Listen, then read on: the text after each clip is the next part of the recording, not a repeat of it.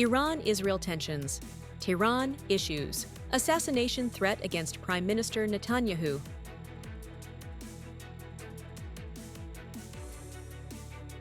Prime Minister Phạm Minh attends closing ceremony of Spring Fair 2026.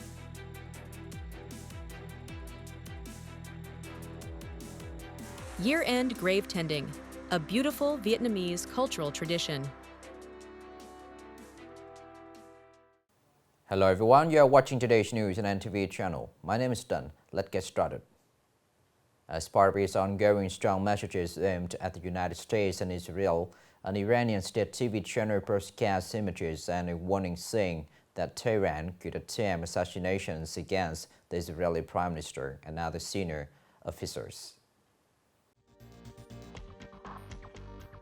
Israeli media report that Iran's state television channel, Ofar, has released a list accompanied by images of Israeli Prime Minister Benjamin Netanyahu and 6 other senior Israeli officials, including the defense minister, the chief of staff of the Israel Defense Forces, IDF, and the director of the Mossad intelligence agency.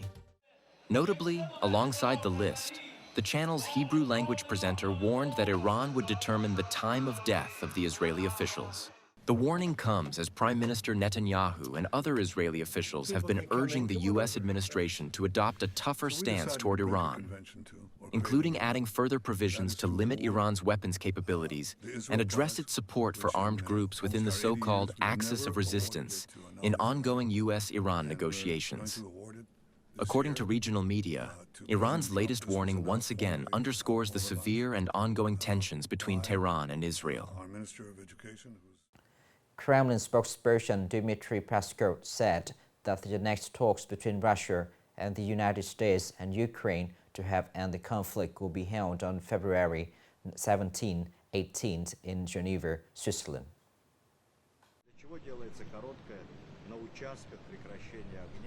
The upcoming round of talks in Geneva is seen as the next step in a series of diplomatic engagements among the 3 parties since the beginning of the year.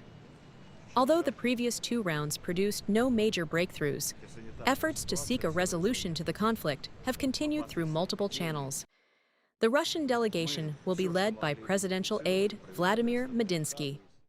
On February 4th of 5, the second round of trilateral talks between Russia, the United States, and Ukraine was held in Abu Dhabi, where Russia and Ukraine reached an agreement on the exchange of 314 prisoners.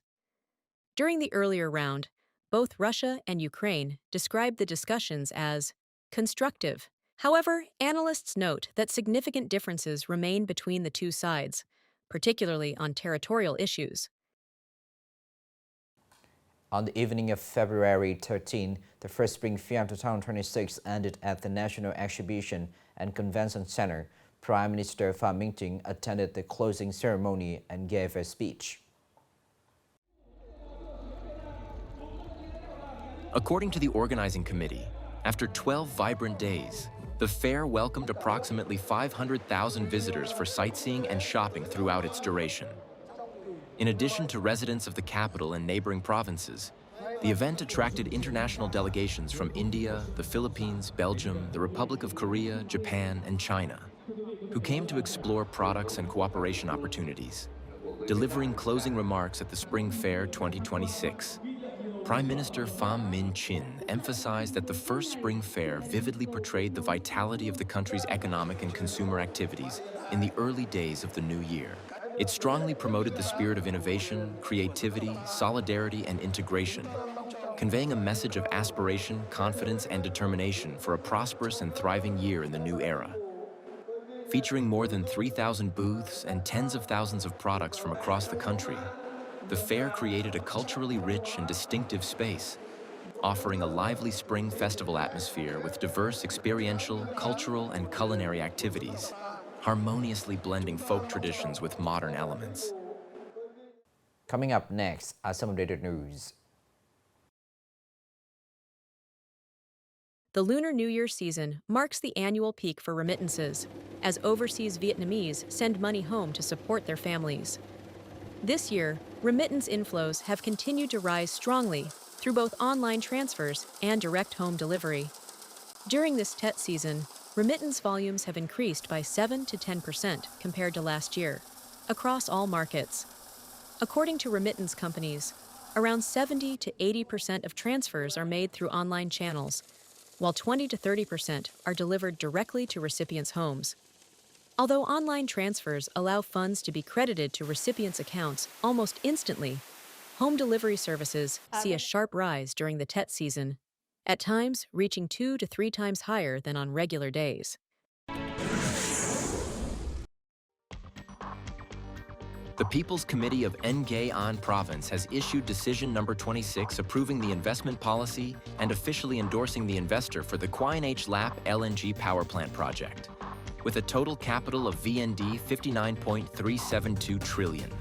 The move marks the completion of a key legal procedure for the implementation of one of the largest power generation projects in the north-central region. The investor is a consortium led by Petro-Vietnam Power Corporation, joint stock company, headquartered in Hanoi, along with 2 partners, Nghệ An Sugar Company Limited, based in Nghệ An, and SK Innovation Co-Ekar Limited of the Republic of Korea. The project will be located in Tan Mai Ward, covering a total land and sea surface area of approximately 152.88 hectares. According to the plan, the plant is expected to be completed and put into operation between 2025 and 2030, providing a stable power supply to the national grid, meeting rising electricity demand, and contributing to industrial development and economic growth in Nghệ An Province.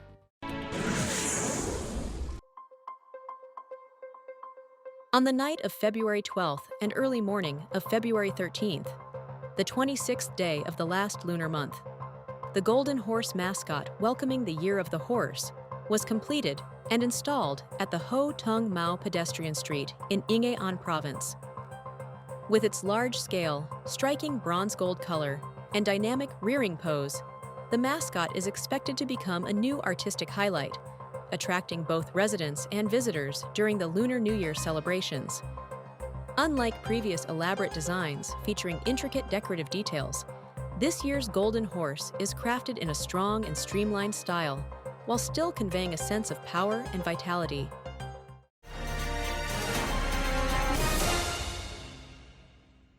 In Vietnam's tradition culture, some customs are meaningful and sacred, showing deep respect and gratitude to ancestors.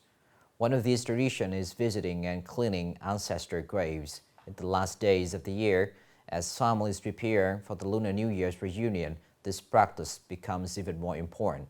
It shows the lasting connection between generations and a shared sense of remembrance and origin.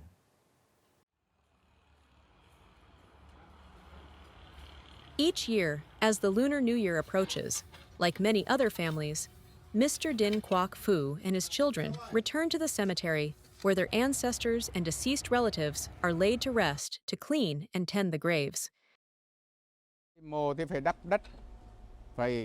For earthen graves, we add fresh soil, clear the weeds, and level the surface. For stone tombs, we simply clean them thoroughly. The living have their homes. As we grow older, we must take care of the graves of our parents and ancestors. That is our responsibility and an act of filial piety. Grave tending traditionally takes place in the days leading up to the Lunar New Year, or during the Qingming festival. The eldest son of the family or clan typically selects an appropriate date and informs relatives so they may gather to pay their respects together. This long-standing practice remains a deeply significant tradition in Vietnamese culture, reflecting reverence for ancestors and the enduring value of filial piety. The Vietnamese have a meaningful saying: all things are born of heaven. Human beings are born of their ancestors. Ancestors are the spiritual foundation and the moral roots of each person. That is why, in the final days of the year, visiting and tending ancestral graves reflects the tradition of gratitude, remembering one's source and honoring family values. In the closing days of the year, despite busy schedules, Vietnamese people always make time to return to their roots. Grave tending, therefore, is not merely a ritual, but a meaningful act of remembrance and filial devotion, a way to preserve tradition and strengthen family bonds across generations. This is the end of the show today. Thank you for watching.